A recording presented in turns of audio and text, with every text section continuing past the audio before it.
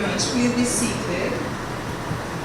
Now invite Brother Harry from the Rochester Center to offer a word of prayer. Brother Harry.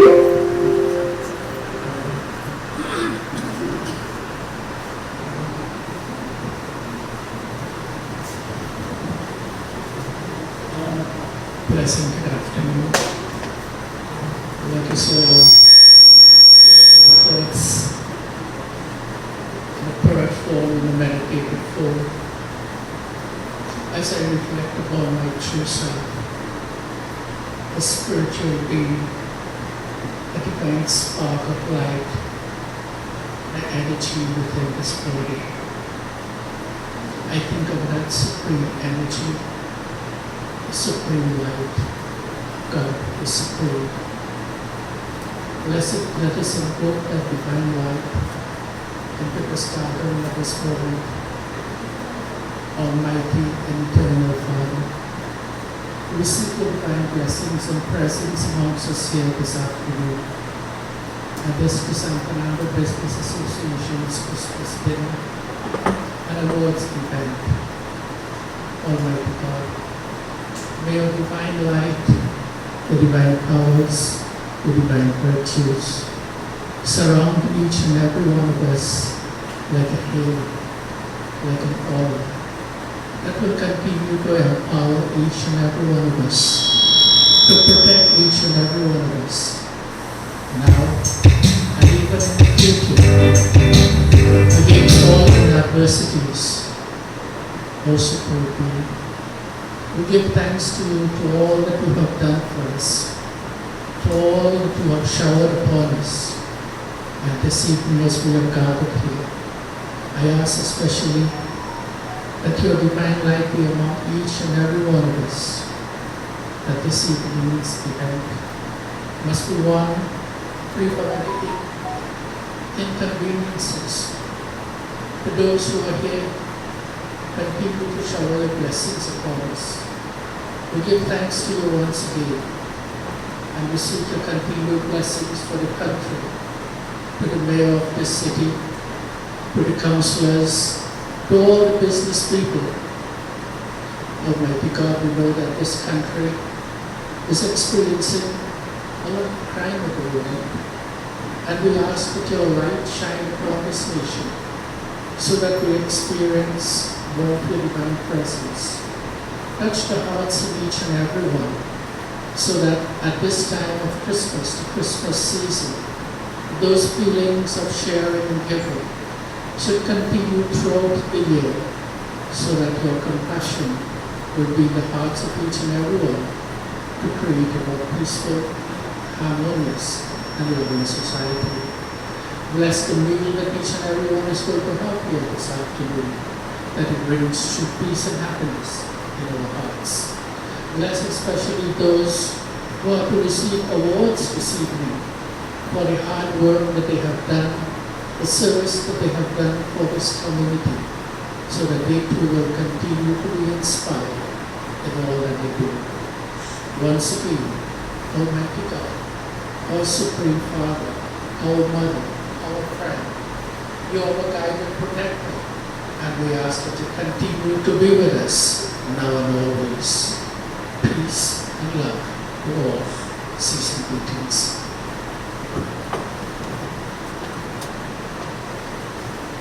Thank you very much, Brother Harry. Your Worship, the Mayor of San Fernando, the City of San Fernando, Councilor Robert Paris, Mrs. Paris, Justice Seekasar, and his daughter, welcome. Awardees, we are happy to have you here. Members of the National Conversation present, members of San Fernando Business Association, especially invited guests, friends, members of the media, our entertainer, Anson Waters, and everyone here. Welcome, very hearty welcome to all of you. And I hope that we can provide a very entertaining and informative evening, afternoon, going into the evening. Ladies and gentlemen, as Brother Harry said, he's asking God Almighty to shine His light on our path. And that is something I would like to also say that each of us should pray every day for the Almighty to shine His light on our path and also the path of the country, because we are really going through some different times. We have, especially us in the southern community, we've had some really trying times since 2019 when the refinery was closed. It's about 5 years hence, and that created the downturn in the economy, and that has now spread throughout the country. Came COVID-19, which is something we never thought we would have experienced in our lifetime. It was like a dream, it was like a storybook, but we did experience it. It was very trying for all of us.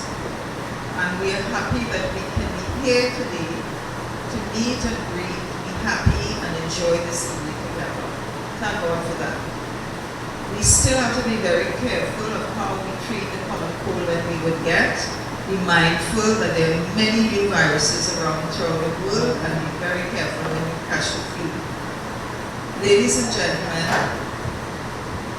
we in San Fernando are very happy to welcome Mayor Paris. He's our new mayor, and we have found in the various meetings we've had with him a man with vision. His vision for the city and probably for the whole of San Fernando is in sync with what we in the Business Association have. We have been accustomed to our community being employed by the petroleum refinery and so on. That's history as far as we see, but we still pray that we will be reopened sometime soon. But what we are looking at is what can we do with what God also gave us. We have the sun, sand, sea, lots of natural resources. So we want to look into tourism. We always thought we could do much more for tourism. And we have asked the mayor about that, and he has the same vision, which I'm sure he will expound on later on for us. He has a plan for the city, and when you say city, it is concerning the whole of South. I would say from Cuba down, it has an effect, a rippling effect from Cuba down, deep down to Citrus. We don't have to talk about crime because you know what's going on with crime. A lot of the crime that is taking place is not only because these youths are criminals, they are not employed. They've been out of school for 4 or 5 years, and they're unemployed, they're unemployable, and many of them are just trying to exist. They don't know that there are many courses that are available that they can probably take to educate themselves in something. Many courses that the government has. And they spend 3 months, 6 months, become certified. You could be a carpenter or fireman, something, a tradesman, and you can get a job every day. But I guess they need guidance. I know the mayor is very concerned about the youths. And we also are very concerned about the youths. You have to start with the young people. And when you can get them out of that mindset, definitely we have a better society. And we are looking forward to working very closely with him. You are not here to hear me. I'm just the MC today. But we are now going to hear what our dear Mayor Paris has to say to us.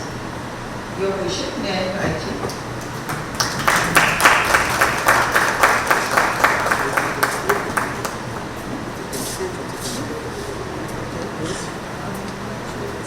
I hope so. So, I always prefer, before I do my salutations, to stand behind the podium. As I was taught, for strength, hold on to the side of the podium. So that's something in public speaking for you all who aspire to be politicians or preachers or anything, clergymen or anything like that.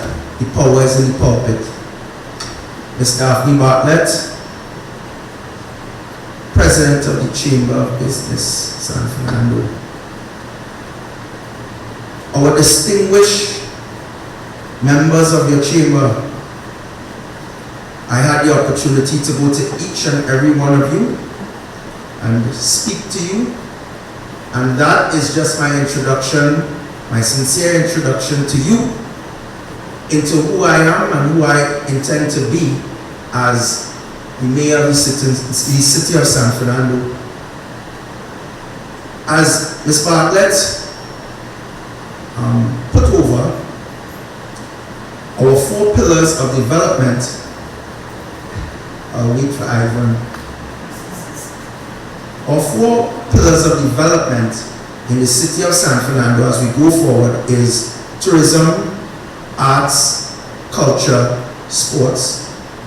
No longer can we be considered the industrial capital of Trinidad and Tobago. Let us be real.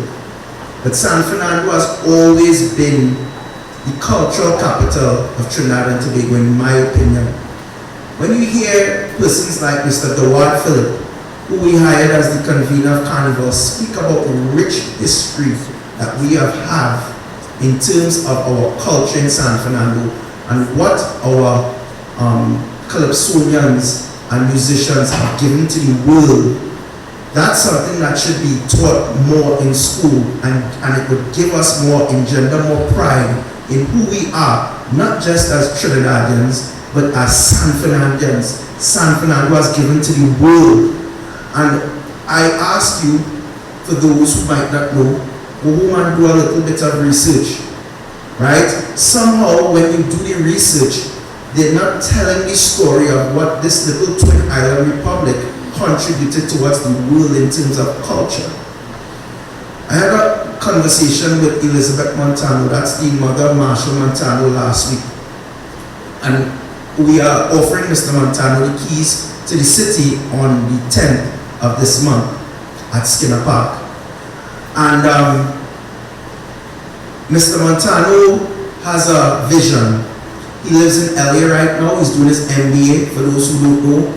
And he wants to return to Trinidad and Tobago to do something that fits right within the cityscape of what we're trying to plan in the city of San Fernando. That's youth development. He wants to create a school or have a school to continue the culture and keep it going. And that's what we ought to encourage in the city of San Fernando. So you know, when I have that conversation with him this week, I am going to pull out all the stops in trying to get that school in the city of San Fernando, because I see opportunities. As Ms. Bartlett said, unfortunately, crime is something that we all have to grapple with. I myself was a victim of crime some years back, right? And it's something that we ought not to get too accustomed to, even though it is something that we live with, because the solution, in my humble view, in my humble estimation, is love. Somehow, this time of the year used to be the favorite time of year for everyone. Everyone used to stop and really celebrate Christmas before they celebrate Carnival. But somehow, because Carnival is an industry, and maybe Carnival is more commercialized, we forget the reason for the season, and we take the higher entity, whatever higher entity that we celebrate or praise, out of our daily lives. And I'm saying to you here today, Christmas is still my favorite time of the year, and it's a time that we should be reflective, not on just giving gifts, but reflective on our own personal accomplishments, our own personal goals, and what we have given back to humanity. That is what Christmas symbolizes. And somehow I think that we as a people have lost focus on what really matters. What really matters is there's no difference between you and I. People look at me, right? And I get a good laugh, and I ask them, what do you think I am? I think I have every aspect of every culture. I'm a cultural callaloo. So I have no bias to nothing, right? Even though we have different philosophy and we may follow different political ideals, you know what makes us better than any other country in the world? There's something great about being Trinidadians, and we've forgotten that. So we intend on engendering civic pride once again, within the young people of the city of San Fernando. It is doable because they are the future. We need to start to think differently, think outside of the box. To the business community, we know we have our challenges, and it is now documented that San Fernando deserves a facelift. Not so? Yes? San Fernando deserves a facelift? Yes. San Fernando deserves a facelift. So we've been discussing for a number of meetings the vending situation on High Street. Let me first and foremost apologize to each and every one of you for any inconvenience that you may have faced because of the situation caused by vending in the city of San Fernando. We understand that everyone has to earn an honest dollar. And I think that the business community themselves in the matrix of things are forgotten, because you all also contribute towards the growth and the development of the city in a major way.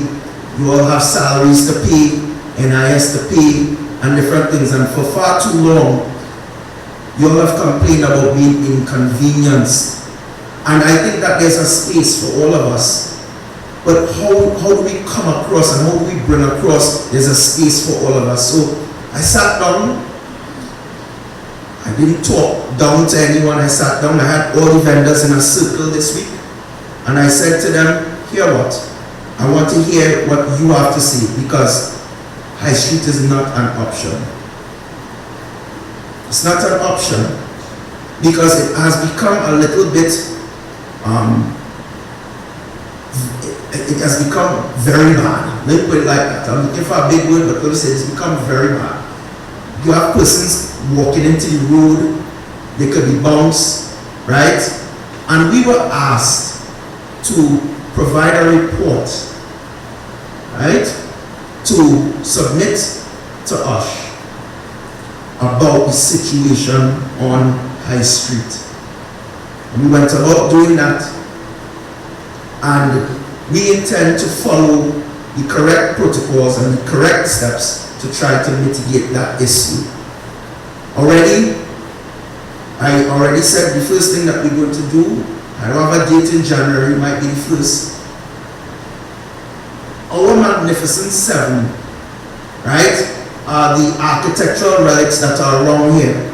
My great-great-grandfather is Samuel Ackley. And for those who don't know Mr. Ackley, he was the first major commercial architect for some of the oldest commercial buildings in San Fernando. So the police station that has been burned down, and I have been lobbying for 13 years for them to fix, that's a family heirloom. The court that they just knocked down, that's a family heirloom.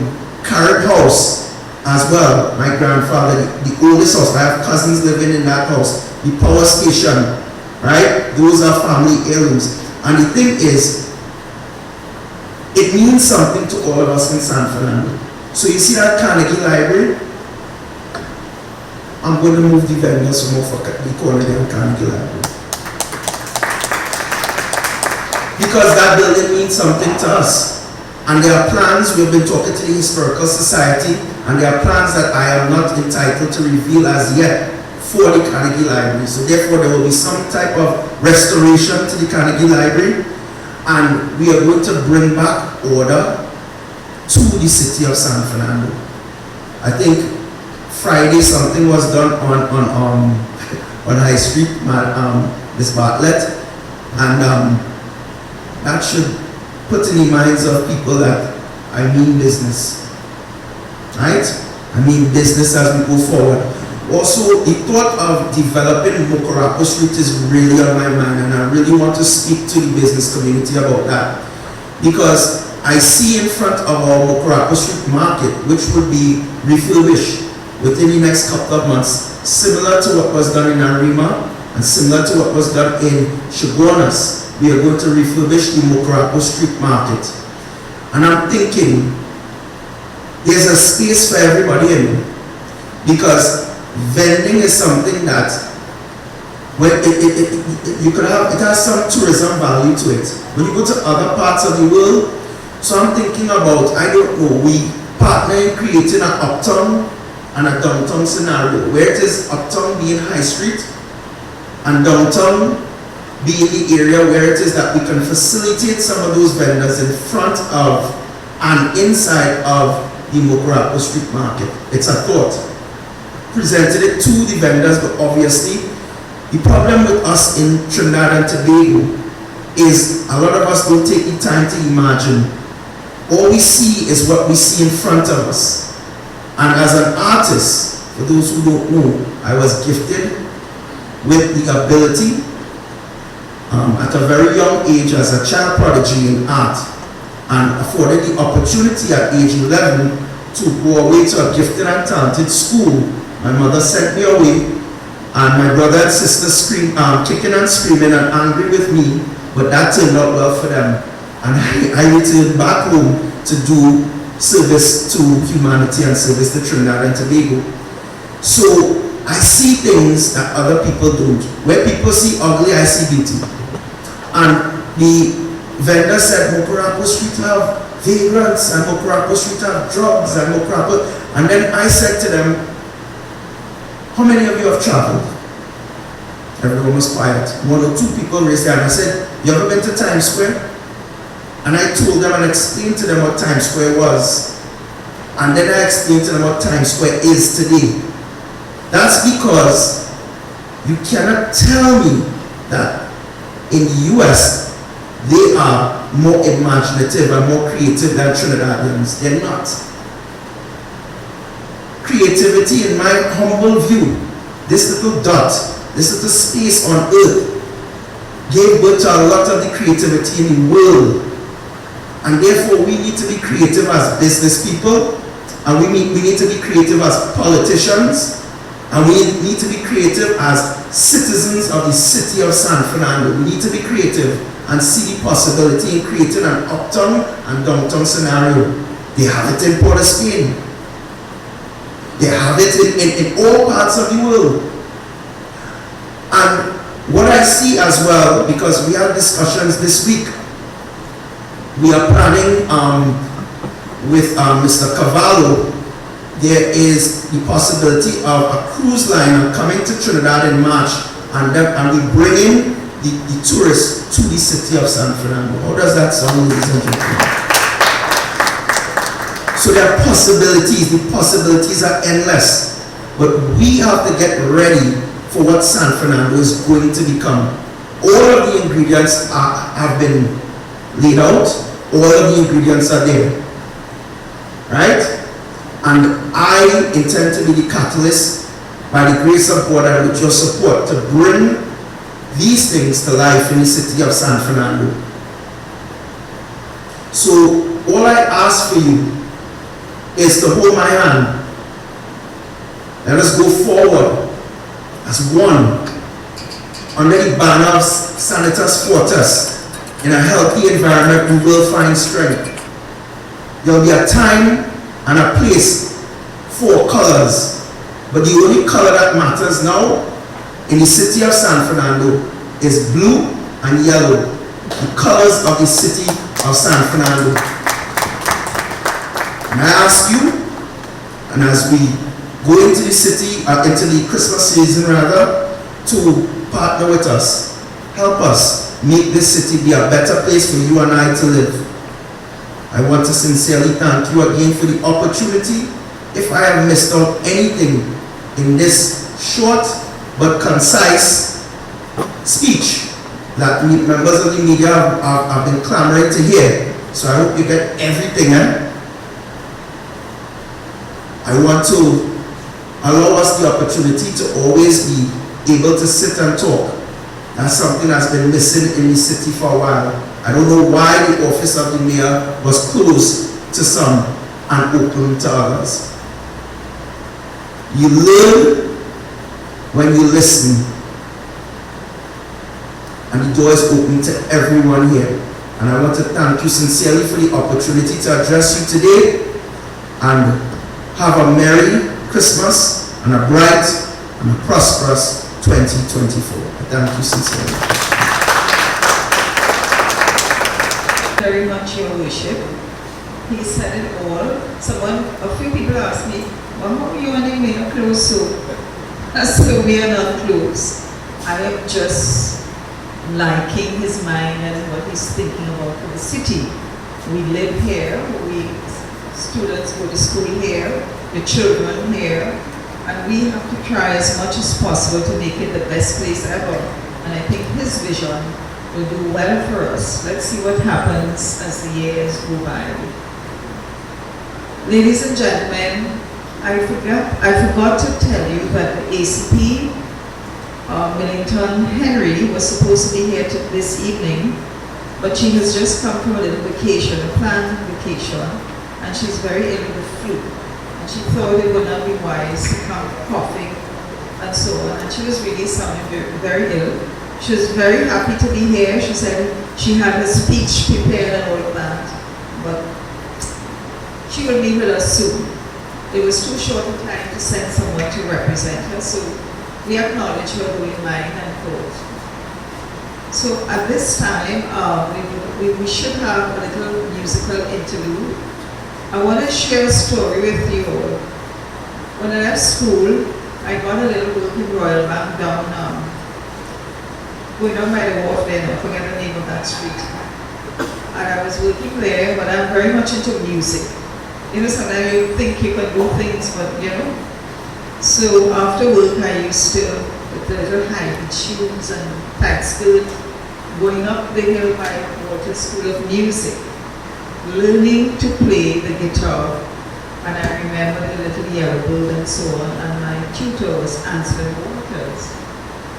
And eventually I had to give it up because that's not my talent. I bought a guitar in those days for $2,500, and that's what I paid. Nobody gave me that. I still have it, it looks brand new. But last week, we were here for the civic ceremony, and Anselm performed. And I was saying, oh my gosh, he still has it. He can really, really perform with violin. And after the ceremony, I said, but Anselm, so but you must come and perform for us. He says, sure. And you know, Anselm was willing to do it for us free. Would you believe that? Anselm Waters wanted to perform for us today without charging us. I said, no. We will certainly ensure that you get something.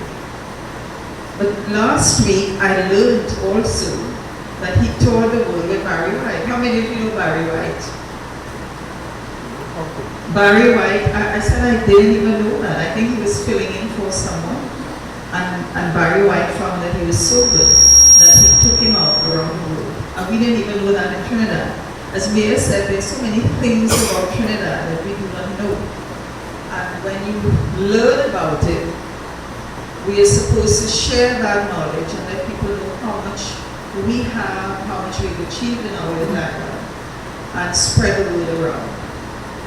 How many of you ever taught a pitch week, our pitch week in Liberty? About 10. When you go there to tour and you realize that all of this is taking place in our country, I didn't know that. So we need to encourage people to go down there when they come. We asked the mayor to put up a little booth with a tour guide and get some taxi drivers and buses and so on. So when tourists come to the city and they want to tour, we can direct them, encourage. All that will be part of his plans, I'm sure. But in the meantime now, we will move on to Ansel. Where is Ansel?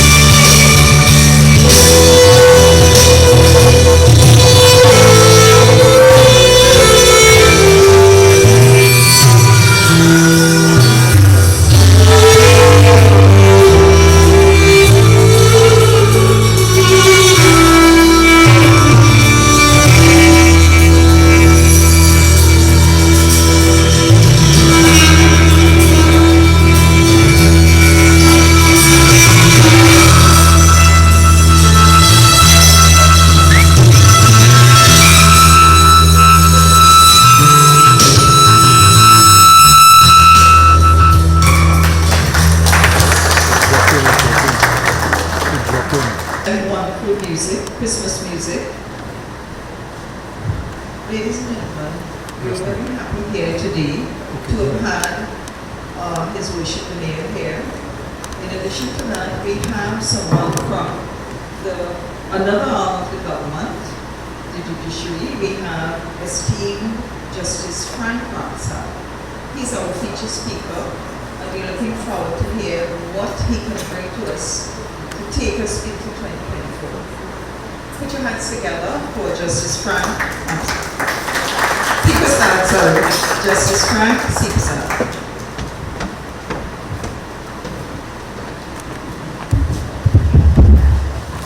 Your Worship, the Mayor and Mrs. Paris, President of the Business Association, Mrs. Bartlett, awardees, and ladies and gentlemen, good evening. This time of year invokes a myriad of feelings, emotions, and reactions. Some people experience moments of joy and nostalgia. Others see it as a lonely and sobering period when the realities and burdens of life press down on their shoulders with an almost unbearable weight. And then there are those of us who use this season to reflect, re-evaluate, and renew. Wherever we fall on the spectrum, there is one inescapable and central truism. This is a unique time of year. It is a time when we celebrate and applaud the perfect example of servant leadership. As we look around our beautiful republic, citizens are searching for some measure of deliverance. Many yearn for an abatement of the unacceptable levels of crime, while others pray for a reprieve from the financial constraints which shackle them, and they simply want to survive. As a people, we have primarily entrusted our societal and economic progress unto those who are elected to govern, and by our faith, loyalty, and blind trust, we cast upon their shoulders the sole responsibility for governance. The Christmas story, however, reminds us that leadership can emerge from the most unorthodox and unconventional spaces. This evening, a challenge is being thrown out to you, this august body of business and societal giants, to recognize that you are all leaders, and it must be emphasized that individually and collectively, you can transform this blessed republic. The task can be achieved if you are prepared to adopt servant leadership, which is characterized by integrity, empathy, and problem solving. Our beloved land is experiencing difficulties. No one is safe, and our economy seems to be stagnant. Notwithstanding the dysfunction, we cannot become disillusioned or discouraged. Now is the time for each of you to emerge as leaders, and the welfare of these twin isles need to be prioritized. As a united people, we can confront the scourge of crime by intervening at a community level. Become your brother's people, partner with the police, share information, and identify those who have the inclination, capacity, or capability to cause chaos. As community leaders, you must employ intervention strategies and engage at-risk youth. Let your sense of empathy and compassion radiate and show them that they are worthy and that their lives matter. From an economic perspective, you, the business community, must not lose faith in Trinidad and Tobago, and you must be prepared to continue your investment in sweet TNT. If the flowers are to bloom again, each of you must take risks, embrace innovation, harness technology, identify and seize new and emerging business opportunities. You have the ability to revive South Lando. Explore the potential which the waterfront and the wharf presents. Use it and focus upon local content to create a cultural and gastronomical space which can entice visitors. We must rebrand TNT into a place of peace, prosperity, and productivity. The biggest challenge, however, requires a reorientation in the way we operate. With regularity, the nation's youth are told that they need to compromise, but they are not reminded that integrity is the biggest asset and they should never compromise their integrity. In this society, many continue to abandon principled positions so as to advance their desired objective, and far too often, well-intentioned and upstanding citizens are torn between the pursuit of a principled path and one which requires them to do that which is expedient but simply wrong. The time has come for us to effect meaningful change. We must no longer facilitate or tolerate the paying of an incentive to a custom official to expedite the clearance of a container, or to a planning division officer or regional corporation member to approve a building plan. The unjustified inflation of contract prices to cater for kickbacks must cease, and contributions to electoral campaigns which are premised upon a clear understanding that support comes with the expectation of favorable treatment simply cannot continue. Every small, medium, or large business owner should adopt a firm, no-tolerance approach to unlawful conduct and corruption in all its manifestations.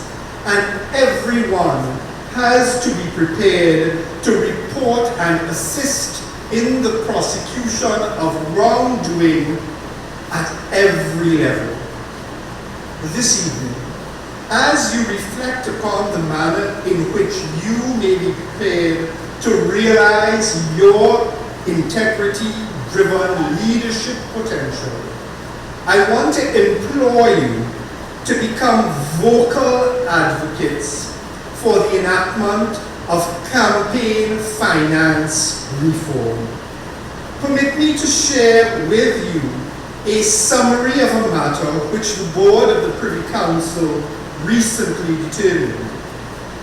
In 2019, as a High Court judge, I determined the matter of Real-Time Systems Limited versus Renmore Investments.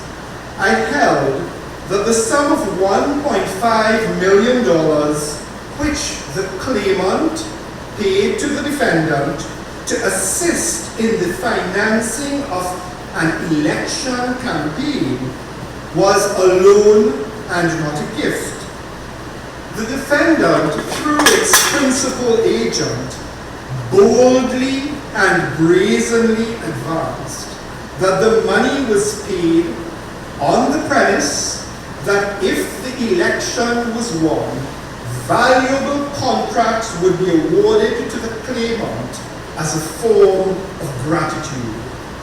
The defendant further asserted in the Supreme Court of Trinidad and Tobago that after his party's success at the polls, the claimant was handsomely rewarded and received tens of millions of dollars in contracts from the state.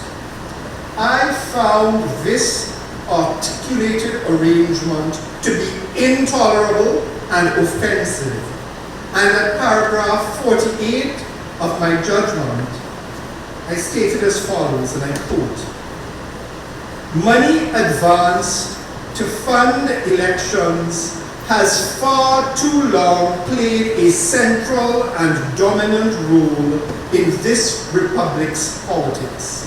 There is an entrenched public perception that elected officers can be sold to the highest bidder and that campaign contributions are the functional equivalent of bribes, which ensure that favorable treatment is given by government to those who provide the said funds. The evidence adduced in this matter demonstrates that this perception may well be the reality which unfolds. In the absence of regulations, financiers can legitimately purchase goodwill and exercise undue influence over politicians and political parties. The insular interests of these people may consequently be considered as relevant and/or paramount considerations when executive decisions are undertaken. Such an approach to governance is untenable, unethical, and inconsistent with the oath of public office, which mandates that all decisions and actions should be made freely, fairly, and in the best interest of the citizens of the Republic.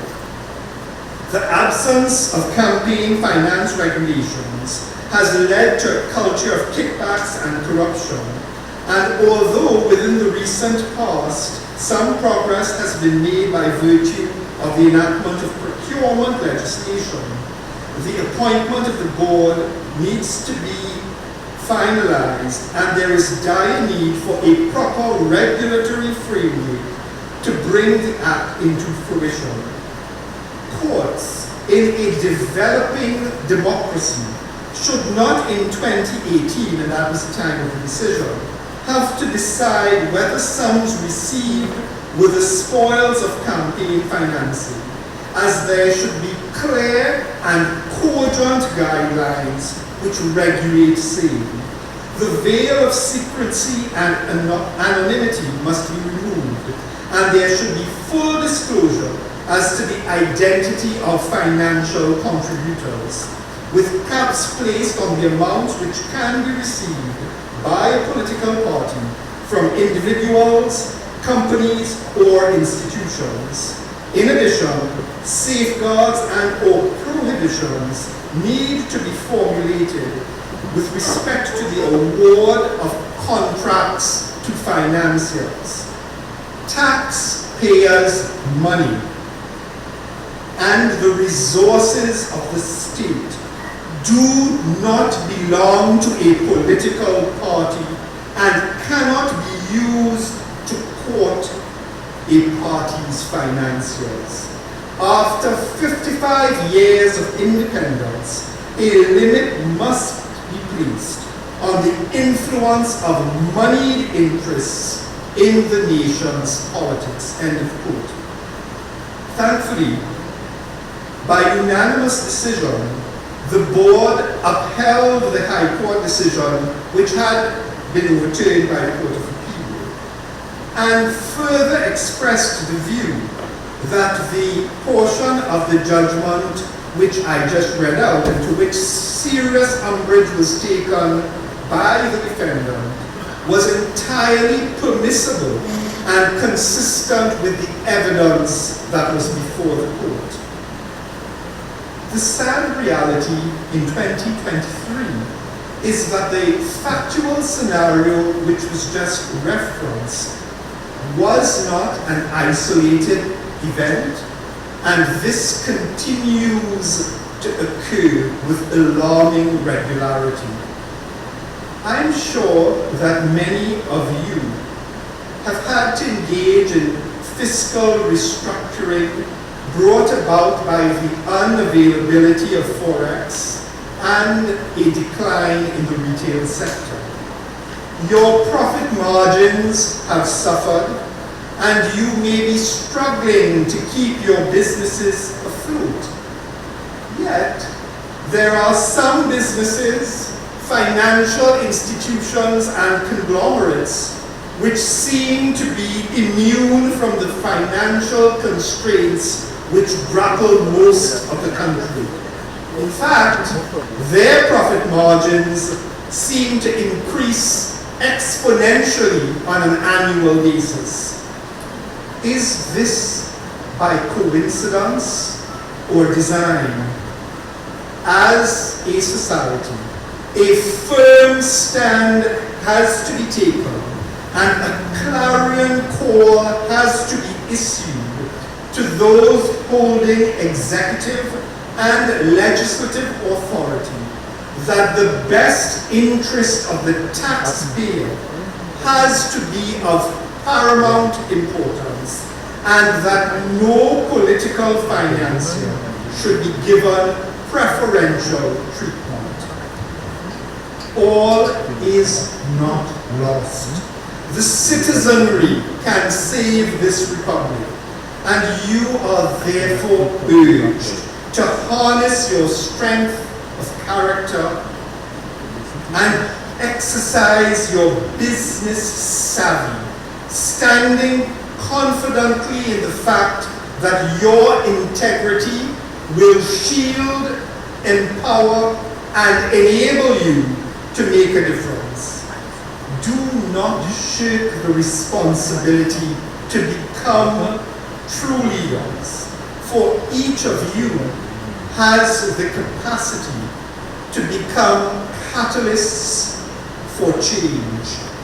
Your voices can resonate, and collectively we can transform this place we call home into an efficient, empathetic, and effective space where procedural regularity, peace, patience, proactive, and principled positions are practiced with regularity.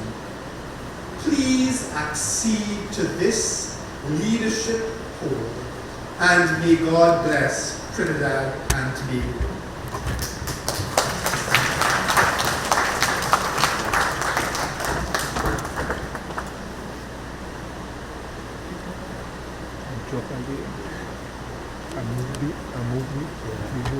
Thank you very much, Justice Frank. Every single thing said I agree with. Why should few people get cream all the time? They get contracts, they get everything that the country has to offer. We always question, why is it this very, very small percent seem to be the one who benefits from everything that we get in the country? May I ask a question? Who gets the most foreign exchange in our country? What sector of the society is able to capture millions of US dollars? And when one of us here with a small business, medium business, and we want than $100,000 to purchase items to sell. They don't get it. If an average man goes to a bank and he wants 100 US, he doesn't get it. If he's traveling, you have to wait or come back or whatever. But another businessman who is bringing in the same buy and sell, he gets millions. What is the yardstick for that? Why are they so entitled? I always ask questions. You're Trinidad and I'm Trinidad. Why are you more entitled? There was a man who was in a particular position, and he said he was kind of fed up with everybody asking about forex, and he decided to let the nation know who gets the most. And actually he was fine with that. I'm not getting into the details. But I'm saying, and I'm appealing to the authorities, that you all need to distribute what belongs to the country, all of us, equally. Don't give one man most of our foreign exchange. Why? And most of them are doing buy and sell, just like many of us here. What the government has to do is to push manufacturing more, so manufacturers can export and earn foreign exchange, yes. But you need forex to import your raw materials so that you can then export. We have Exim Bank, and that is seems to be looking pretty okay, and we need to expand on that.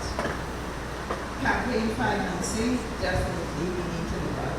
So that if you're not allowed to give X billion of dollars to a party, you have nothing to look back for or look forward to. So that was a very good speech, sir, and I hope that it reaches the ears of the people who matters really, who are decision makers. Thank you very much once again.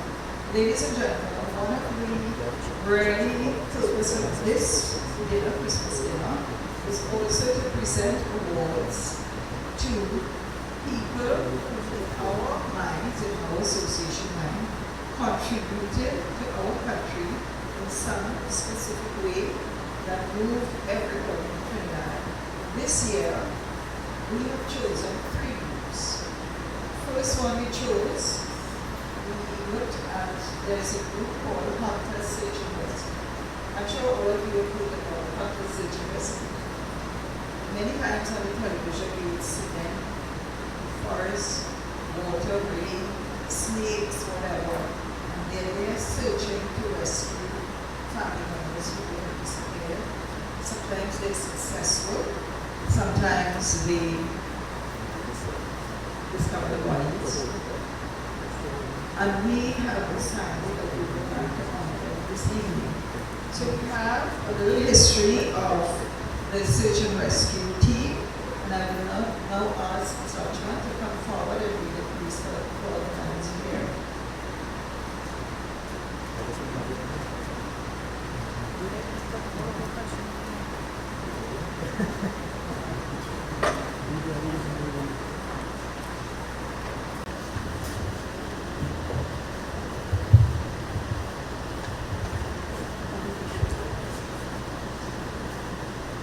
Good evening, everyone.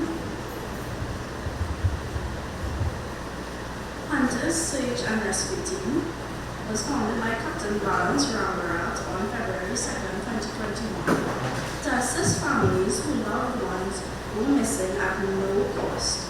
Since its inception, Hunters Search and Rescue Team has assisted 1,500 plus families to be reunited with their missing loved ones. Unfortunately, not every attempt has a positive outcome. To date, the team has recovered 120 bodies, thus achieving closure. From 2021 to present, the team has expanded and consists of 33 members, strategically located in both Trinidad and Tobago. These members are volunteers who give freely of their time and who fund their own expenses. Recently, all members became internationally certified first responders. Operationally, the team conducts field searches on behalf of families and continues to work with the Trinidad and Tobago Police Service in unpublished covert operations. Recently, a few selected members participated in such an operation in Tobago to search for a still unaccounted for kidnapping for ransom victim. This registered non-profit organization has an executive led by Chairman John Maharaj, whose mandate is to bolster and support this search and rescue team. Despite being overwhelmed and overworked, the team has responded to every single family who required assistance. The members continue to be dedicated, passionate, and extremely humble, and remain true to their motto: closure matters.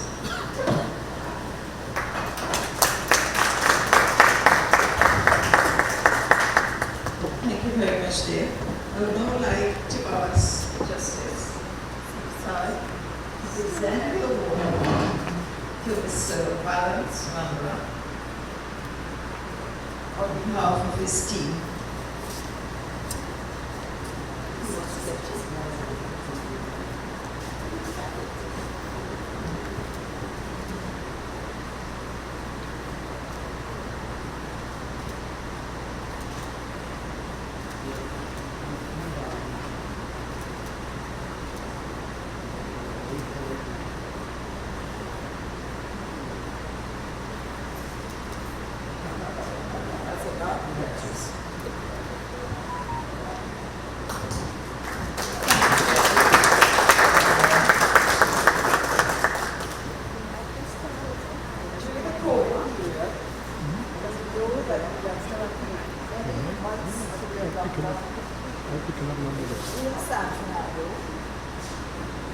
We sat Sando, we were in a group called National Conversation, and we had lots of chats on that. What are we doing to the people who are homeless? What about the animals? There's a guy by the name called Raj. He's with the group, and he thought that he could cook food and serve the homeless along the animals. So I would like you all to know that he touched our hearts so much to know that he thought about the homeless during that lockdown. When I say lockdown, I mean they completely locked up. They were not able to get food, nor serving them a couple times. And he took it upon himself to cook. I think he used to cook 250 meals a day. Is that right? And distribute to the homeless in the city of Sando. So I'm going to ask Ms. Lodgman once again to read and let the group understand what good work he's been doing. Practice.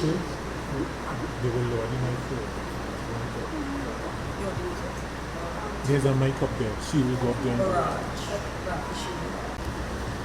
Good evening once again. Mr. Ram Kishore Maharaj.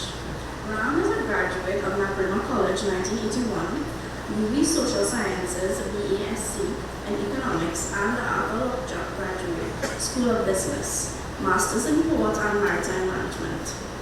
He has worked in various jobs in the petroleum sector for 40 years, of which 31 was spent as a marine consultant or an advisor for various oil trading companies. He also worked at oil terminals in 40 countries and attended to 9 of the 10 largest tankers ever built, including the Sea Giant with cargo capacity of 4.2 million barrels. Mr. Maharaj is also involved in several charitable projects, including the Big Brother program with Naparima Association of Past Students. He is also former president of the Art of Living Foundation TT and Global Meditation and Charitable Organization present in 180 countries and headed by Sri Sri Ravi Shankar. Also involved with the Spain-based Love All, Serve All Siwa Kitchen, which feeds the homeless every day for more than 7 years. The association with this kitchen led to the start of the feeding project on April 12, 2020 in San Fernando. The Port of Spain kitchen had closed for 4 days at the early onset of COVID when the lockdown started. However, the team at Port of Spain, headed by attorney Devesh Maharaj and others, were painfully aware that with all restaurants closed, The homeless, who at times depended on scraps from restaurants, etc., for sustenance, were now literally starving. After the Porcelain Kitchen restarted, it was decided to do the same in San Fernando. A building that was used by Art of Living for yoga was outfitted with 2 Bandara pots on loan from Port of Spain, and the cooking started on April 12th. Within a few days, with the help of a few friends, the menu was set. Rice with various beans every evening. In addition, a hearty provision soup was made every day and distributed to the few pharmacies and gas stations that were open. Approximately 250 meals were prepared every day. During distribution to the street dwellers, the stray cats on the wharf, and also the dogs in the city were also able to be fed. The feeding took place every day without fail. And soon, the Gold Suzuki was on a regular distribution route every evening: Independence Avenue, Promenade High Street, Mucurapo Street, and then to the wharf, and finally in Marabella to the train line via Agnes Street. This project lasted for almost an entire year, and despite the hazards, no one contracted COVID. Face shields and a 6-foot piece of PVC pipe was used to establish safe boundaries. Thank you.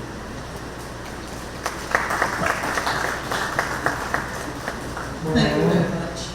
I would like to ask Ms. Bishop if you would present the support to Ms. Mirage, please.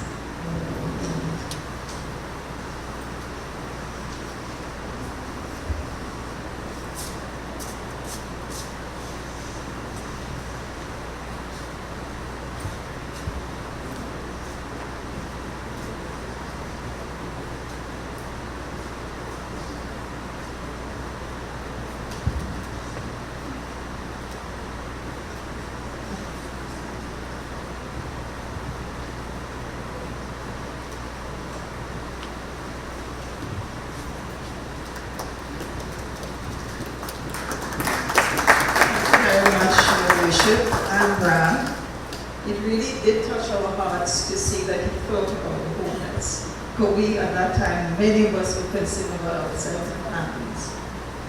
Let's give him a big round of applause again, please. At this point, we'll pause a little again to get a little musical interlude. So let's hear from Anselm again. He's going to perform a wonderful Christmas song for us.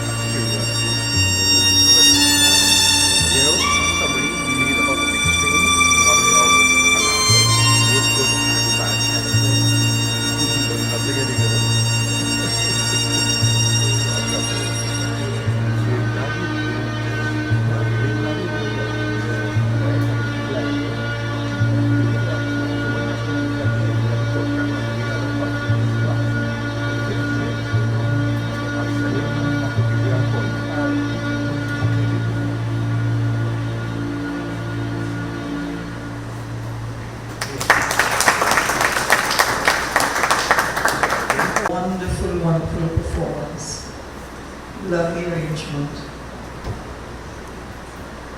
Again, we go back to the COVID period when again places were locked down and you couldn't get much to buy and so on. And there's this group called Shaw Foundation, which we became familiar with on the same track I was telling you about. And they used to get seedlings and distribute freely to anyone in the southern area mainly. And people would take those seedlings, plant them, and then they would be able to eat what they would. Okras would grow in 6 weeks, so you now used to eat tomatoes and whatever. And we found that was very selfless because they are now going to be facing the same COVID virus that we were wearing our mask and being very scared of. As a result of that, our organization decided that we must remember kindness, and we have chosen to award them this year. Give them one of our Christmas awards, and we have Dr. Rebecca Gopu, who's here to receive that award on their behalf. I will ask Ms. Lachman to tell us a little more about Shaw Foundation. Shaw Foundation has people like Professor Roger Hussein, Dr. Gokul, and several other people who contribute to the organization, and they take that money, buy seedlings, and distribute them.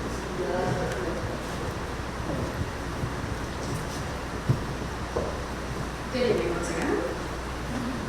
The Shaw Foundation is a registered, non-governmental, non-profit organization established in 2012 as a direct response to the social and environmental challenges faced by communities in the Southwest Peninsula of Trinidad. The team premises all its activities on the principles of sustainable local economic development. Shaw has been involved in environmental activities such as beach cleanups, having done interventions at Vesey, Carrickshed, Erin, and Queen Anne beaches. Apart from cleanups, the team has also been involved in flood relief in the past few years. Another major activity has been rehabilitating pockets of mangrove throughout the southwestern part of Trinidad as part of a wider strategy of decarbonization. This initiative, which has launched in 2020, aims to contribute to the efforts of reducing the carbon footprint of the TT economy. With the onset of the pandemic, the initiative took on and maintained a more meaningful contribution to livelihood creation, and to date, the Shaw Foundation has planted more than 1,000 fruit trees in over 50 schools throughout Trinidad. Further, we have also partnered with groups such as CCC, prisons, police youth clubs, and all orphanages in Trinidad to provide vegetable and seasoning seedlings on a consistent basis for these institutions to undertake agricultural projects. Since March 2020, we have been able to distribute more than 3 million seedlings across various communities in Trinidad and Tobago. Over the last few years, Shaw has had numerous corporate partners, including, but not limited to, Scotiabank, Royal Bank, Unitrust, Passage Grocery, Massey Stores, Nagico, Maritime, JTA, and Unipet, as well as various businesses associations, including the Tuna Puna Chamber of Commerce and the Point Fortin Business Chamber and San Fernando Business Association. The foundation remains committed to sustainable grassroots development. Thank you.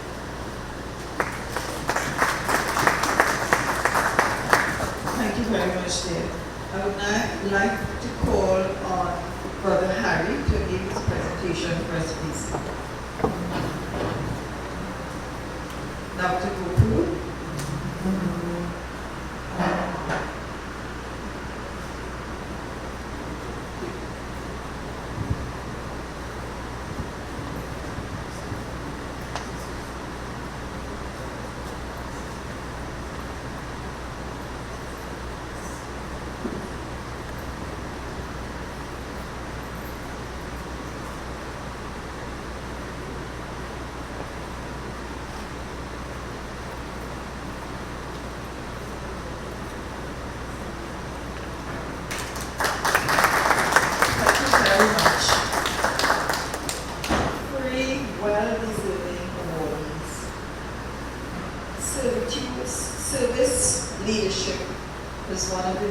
displayed by justice. We would like to say thank you to all of the especially invited guests who are present here this evening. And with that, we have a little token to give each of you.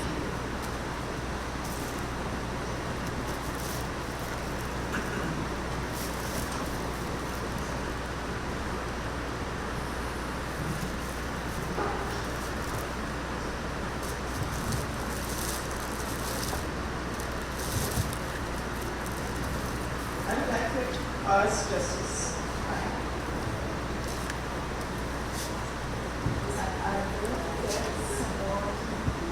Let me see who I get. I would ask Mrs. Hollis to present it.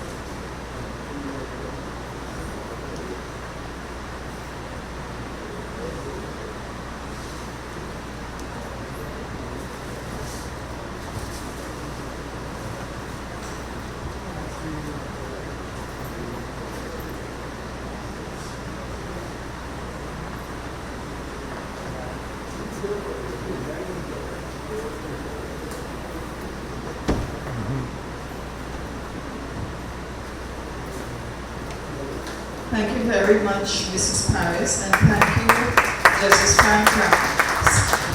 I think already Ramos, Justice Frank Sipsad, for taking time off from his busy schedule on the Assembly. He has personal things to do, but he chose to join us, and I thank you very much. Oh, I may be from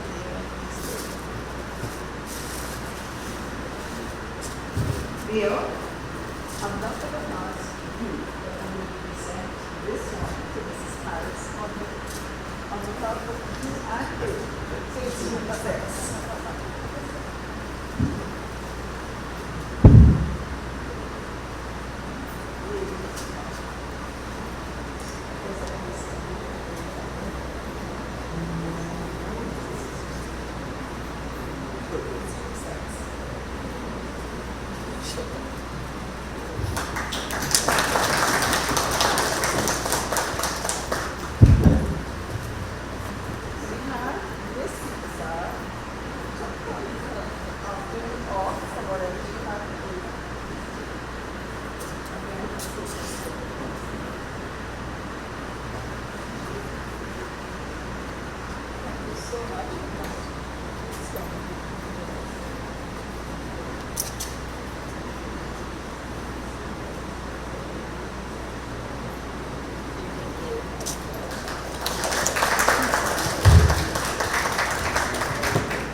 And it's a lot of thank you, and I really, really appreciate the presence of all of you here this evening.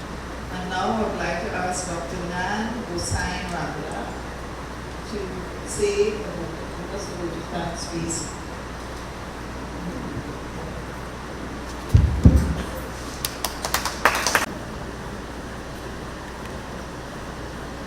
Our first citizen of the city of San Fernando, His Worship the Mayor, Robert Harris, our guest speaker, the esteemed Justice Frank Sipsad, members of the San Fernando Business Association and the National Conversations, members of the media, ladies and gentlemen, good evening to all. First, I extend heartfelt appreciation to our first citizen, our beloved Mayor, Mayor Robert Harris, for gracing us with your presence at this very important function, celebrating the life of the city of San Fernando. I must say that from all observations and readings, you have hit the ground running with the city of San Fernando upon entering office. You have been the center, I like to say the lively, the glue of the business community. And your words this evening has really shown that. what impressed me most was one word: creativity.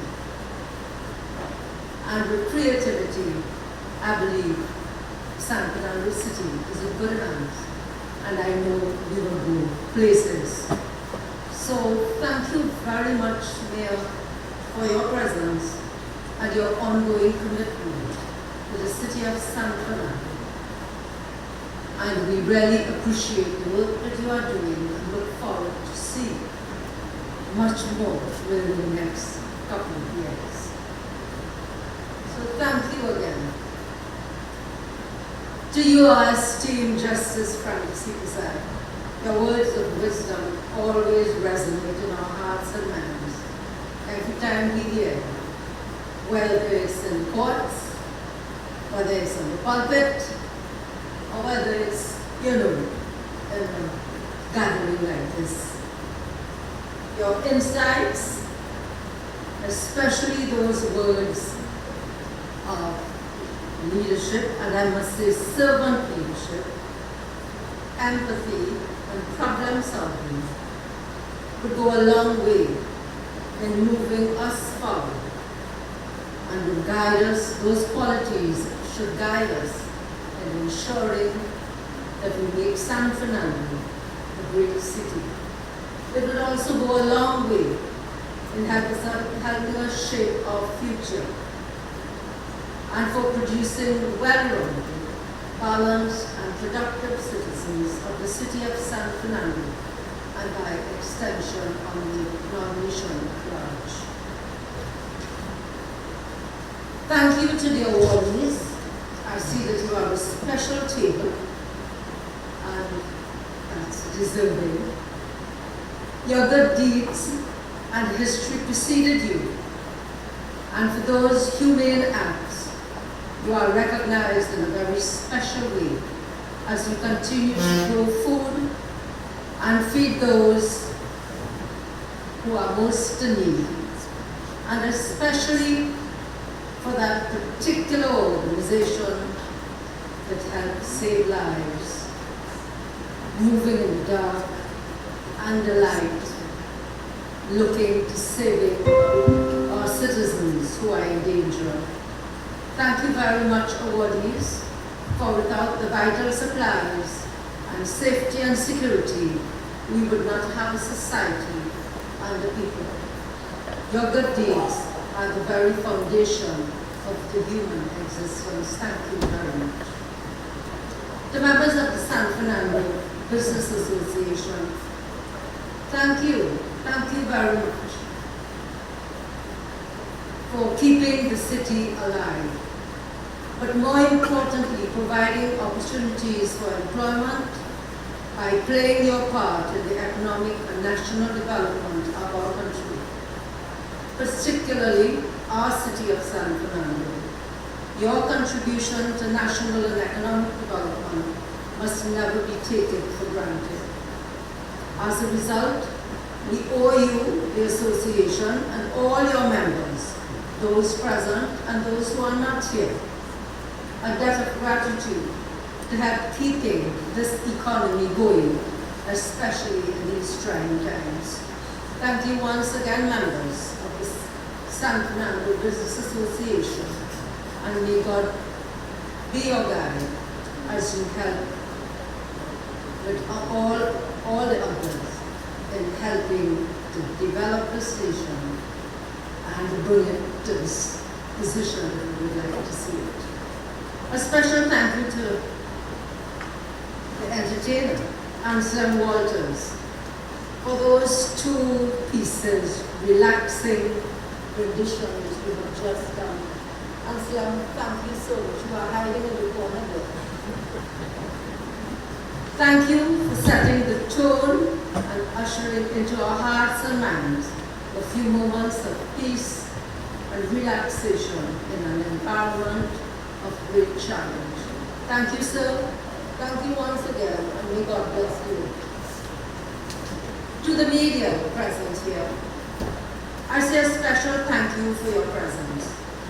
Communication is the lifeblood of any civilized society. And you continue to be our lifeblood in this regard by keeping us all informed on what is taking place in each part of our country, including Sando, which I always like to refer to as narrowcasting, and then broadcasting the happenings to the national, regional, and international community. I say thank you, members of the media, once again, as you continue to be our national lifeblood on communication and information. Without you, I don't know what will happen to us. We do not understand the importance of the media. I hope we begin to. I also extend my heartfelt congratulations on behalf of the Association to all our participants present here, without whom this function would not have been possible. Your presence and active engagement have made this event vibrant and dynamic. We hope that the knowledge and connections gained here will contribute to our personal and professional growth and development. I express my deepest gratitude to our esteemed attendees as well. Your enthusiasm, I'm pretty sure sitting there, your curiosity, and your valuable contributions in whatever way. Yet you are the driving force behind the success of this business function. Your active participation is most welcome. And let me take this opportunity at this moment, if I missed out anyone. Oh, I believe there are 2 persons, 2 businesses I left out, and that is the donators, most deserving, Gopal Jewelers. Oh my God, how could I have forgotten you? And there is another one, Luxury Jewelers, for donating all their awards to the awardees. Would you please give these 2 businesses a hearty round of applause? And to those that I have missed out, let me say thank you very much. And may God bless each and every one of us, and do enjoy the season that is unfolding. And let us all give thanks and praises to God. Thank you very much.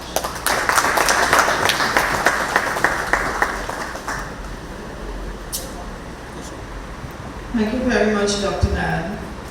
Your Worship, I met Dr. Nan recently, 2 years ago, and I have found that she is a lady with a wealth of knowledge about local government, and she's somebody to know.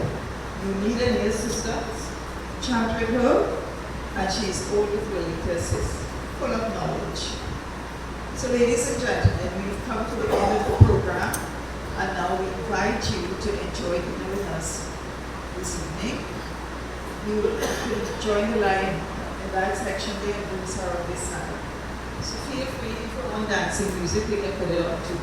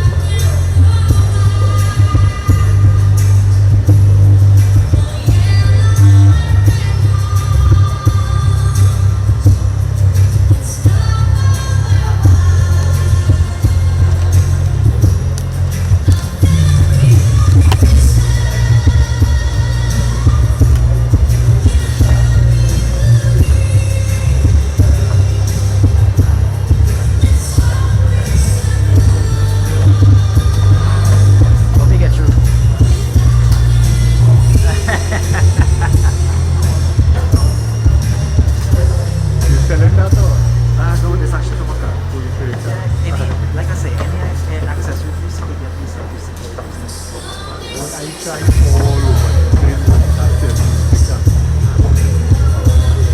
I ain't give up, but if anybody could show me where I can get it, don't mind paying hotel my phone. I should have had the finance. I should all them, all about secure the money. They could have looked at that again. I wasn't telling you. Will you try that? Then you have me car, right? Yes, I do. You could find one, call me and I'll come this way. Yeah. Anytime I go to the city or C3, and that will be the food accessory to that. Especially one on the lower floor. But I didn't try to teach you. Yeah, they What have part of teach you? that is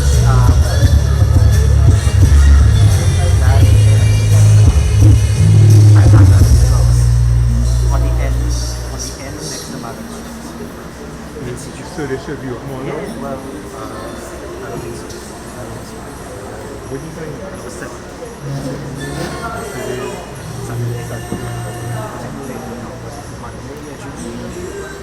So good. You'll be up more now. I'm surprised you didn't get through it. A seven. That's what I say, but when he said he ain't It's getting cheap, through but it still is stop making it. okay, alright, yes. And then we bring the sleep so last week. A seven. I need one battery because I'm not a dog. That's how I go live.